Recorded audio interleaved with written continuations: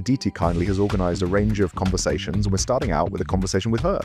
She helps a whole range of businesses scale, particularly from India to the US. We're going to dive into some elements of the founder journey, some of my impressions on the wonderful and diverse Indian startup ecosystem.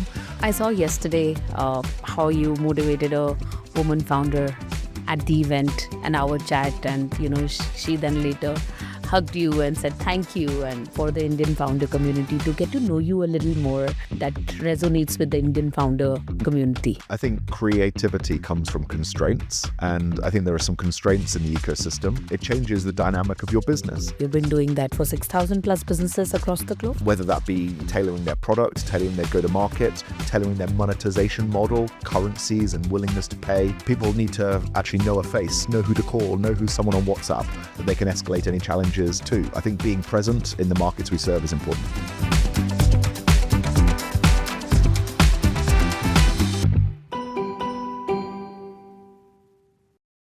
I'm over for the week in Bangalore, and so Aditi kindly has organized a range of conversations, and we're starting out with a conversation with her.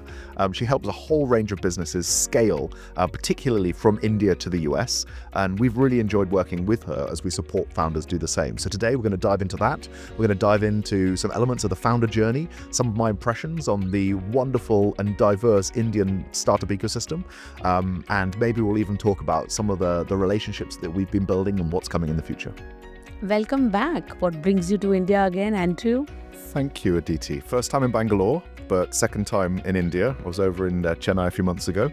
What brings me back? Well, I think India has a fantastic tech ecosystem, product-focused founders who are really scaling with global ambition, and that's the kind of founders at Paddle we love to support. And so I'm back to meet customers and prospects, ecosystem partners, to understand what's working and what's not working and how we can help founders scale. With about 150 to 200 customers in India, what are some of the trends that you are seeing with AI founders from India?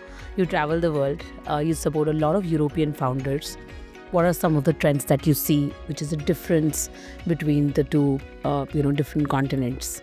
So if we think about the ecosystem first, I think it's a very supportive ecosystem. And now we have the maturity of investors who have backed multiple generations of startups, and there are founders that have exited and exited again. And in some of the Eastern European ecosystems, we don't see that yet. So there's a real maturity of willingness to pay it forwards, but also there's deep technical talent. So that's really interesting that you've got great universities, great bed of academic talent that's coming onto the market. And then the third thing is a really strong San Francisco-India corridor, or US-India corridor, which has been explored many, many times by many different types of startup and scale-up. And I think that's very powerful because founders in India, they grow with global ambition built immediately into their DNA. US and European markets they want to sell to immediately, and so they build born global. Lovely. What are some of the founder traits? You've been a founder before. Some of the founder traits that you think are really valuable to Indian founders if they were to compete like in the world spectrum, right? Like with European founders from US and more. I think creativity comes from constraints. And I think there are some constraints in the ecosystem that enable people to really be focused and have real creativity about what they're doing. And so the fact that people are often selling into international markets immediately is a constraint. It changes the dynamic of your business. Although I think there's a very strong funding ecosystem here, certainly it's not as developed as San Francisco or New York. And so some of those constraints mean the founders have to focus, they have to get to market very, very fast. I think there's a few other things. There are some very distribution-focused founders here now. There's a massive local audience, and there's several founders we've backed and we've supported where they've built large local audiences before they then go and commercialize abroad. And that can be really helpful if you've got a product-led motion. And that third piece, the product-led motion, I think is very important because although many Indian founders will go and hire US sales reps, UK sales reps, European sales reps to scale their B2B business, a lot of them are approaching a real interesting product-led or consumer-grade go-to-market where they're selling online to start with first and getting adoption in other countries first before they build that sales motion on top. How does Paddle plan to support Indian founders scaling globally? You've been doing that for 6,000 plus businesses across the globe. what are the plans for Indian founders, India market? So we've been coming here for the last 3 years. We want to keep coming here, supporting SaaS Boomi and other ecosystems, other communities that are growing. And our job is to help people scale all across the world with confidence, without any compliance challenges, and really to up that conversion rate in every market they serve. And so we do that by ensuring that we get alongside founders early, and we help them sell into other markets in a compliance-free way. But outside of those kind of technical benefits we give people, we're also making sure we roll out new payment methods, local payment methods in different markets. We recently brought UPI into general release, and we'll be developing that on PIX in Brazil. And so, whether it's the home market or abroad markets, we're committed to constantly rolling out new local payment methods so that people can monetize more effectively everywhere. We've been running programs like Launchpad, where we've been giving cash prizes to entrepreneurs, and I know some of our finalists have been from Bangalore.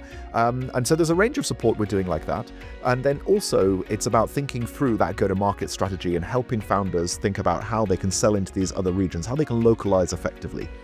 Whether that be tailoring their product, tailoring their go-to-market, tailoring their monetization model, currencies and willingness to pay. So there's a whole range of things we want to keep supporting Indian founders with. And I'm really excited for this ecosystem because it feels like there's going to be some more breakout successes over the next couple of years. I talk to founders a lot, organize so many founder events every month. Paddle doesn't seem to come as a P0 problem. What Paddle offers. What is your advice to founders? Again, you're an experienced founder.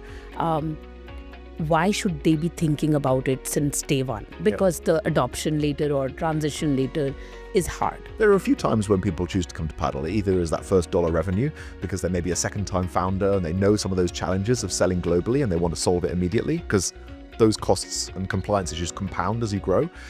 Or it's where they start hitting those cross-border issues, sales tax compliance issues, maybe at 5-6 million ARR, or it's a later stage conversion where they migrate from another stack because they're 50-60 million ARR and they've got now a real cost in their stack of building this piecemeal kind of Frankenstack over many years, and they now need to make sure it is compliant, but also it is much more efficient.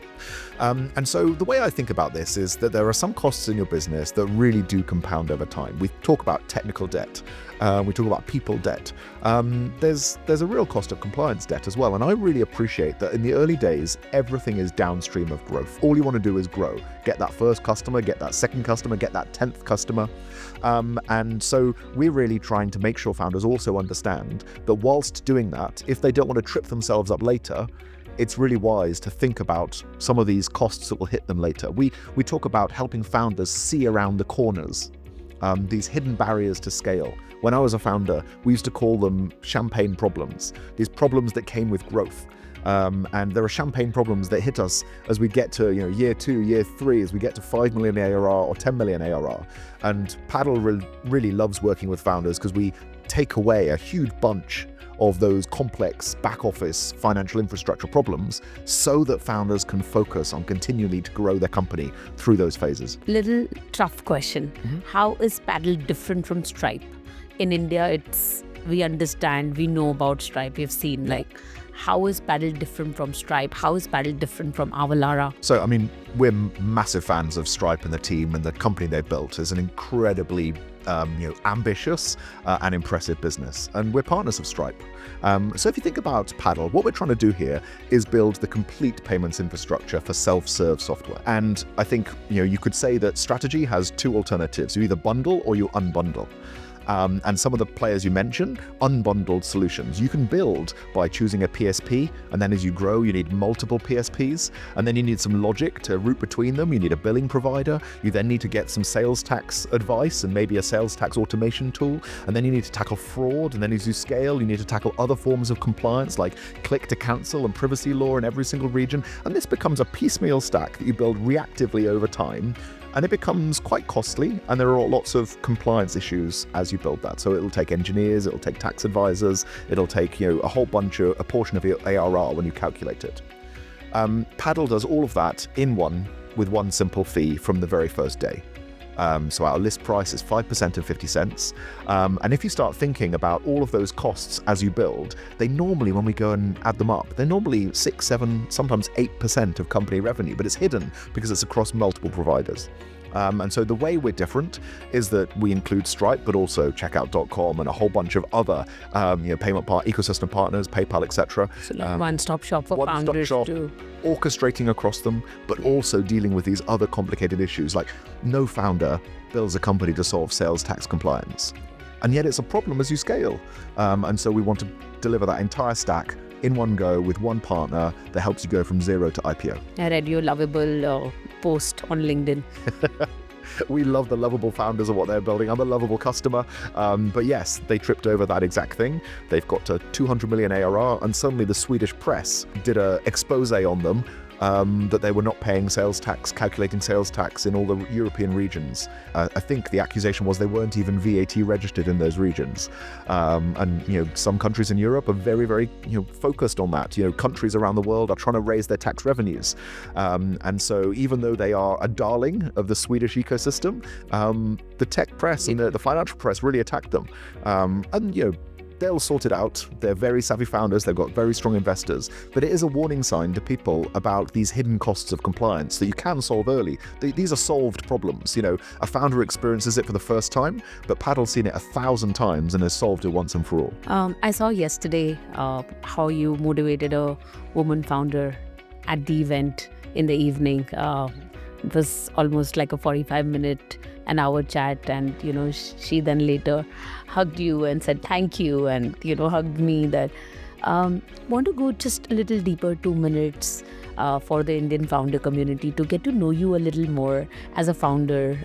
We know you're the CIO of Paddle, but a little more about you, more about your founder journey, and some of the things that you learned along the way that resonates with the Indian founder community. I love getting alongside founders because I think it's the hardest job in the world, but also the most rewarding job in the world. You have to have real resilience, real grit, as well as smarts, as well as relational intelligence. And so I love just helping founders try and think through the problems they're facing.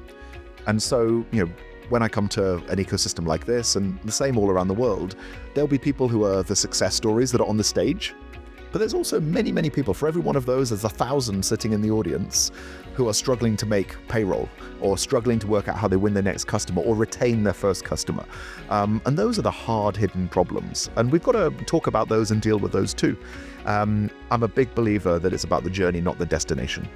And so it's a hard one though. It's a hard one, yeah, but it's important to remind people that you've got to focus on this journey, not just think about the destination, to make that journey possible, to make it sustainable from a personal standpoint, to make it, to make sure you have the energy, the people around you to support you, so you don't give up when times are hard.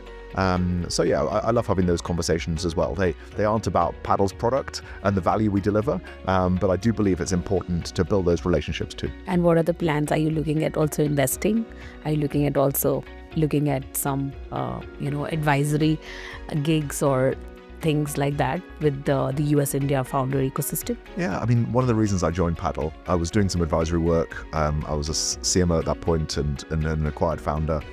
I joined Paddle because Jimmy and the executive team were committed to help the startup community regardless of the commercial aims of Paddle. We believe that if AI grows globally, then Paddle gets a piece of that. And so all of us are willing to lean in and help, whether they're customers or whether they're prospects. So it's not just me who does it, that's a Paddle thing. Jimmy and Rob and Lucas and other people on the leadership team do that with a range of companies. And so there's a real pay it forward philosophy there. And so yes, we'll continue doing that. And yes, I invest in a few small businesses. I'm definitely not a prolific investor. And they're usually people that I've worked with before, or where there's a specific opportunity that I'm really excited about. So yes, I look at those on a case-by-case basis. But yeah, the way we want to help the community with data-backed advice, or with those founder conversations about Jimmy, I know, was in a conversation a few days ago with a founder who's doing very, very well, raised a huge round of funding, but their conversation was all about how to manage the board. Private conversation, helping that founder think through how he managed his new board of new investors. That's a very powerful conversation that doesn't have anything to do with ensuring that payment acceptance is good and sales tax compliance is reached and growth rates are there. Yeah. But it's just as important. Before we close the conversation, I can't help but ask you, you do what? 150 events in a year, maybe, or more? Not me personally, but the team do a lot, yeah. How many do you do? How many conferences would you attend all across the globe, representing paddle, evangelizing for paddle? And it's a real privilege to do this. It's a core part of my job. I love to be out in the market, hearing stories and feeding that insight back into paddle. And yeah, I probably do 30 or so a year. I think this year there's been 40 or 45 flights, but I try and keep them short. I make sure I'm always back with my family for the weekend. But I do think it's important. We are taking a fundamental piece, a reliable piece, a fundamental part of the businesses we serve, and people need to actually know a face, know who to call, know who's someone on WhatsApp that they can escalate any challenges to. And so I think being present in the markets we serve is important. which is your favorite community? Yeah. I'm here in Bangalore, so obviously it's this community. All right. Thank you. Total pleasure. Thank you Steve. for talking to us.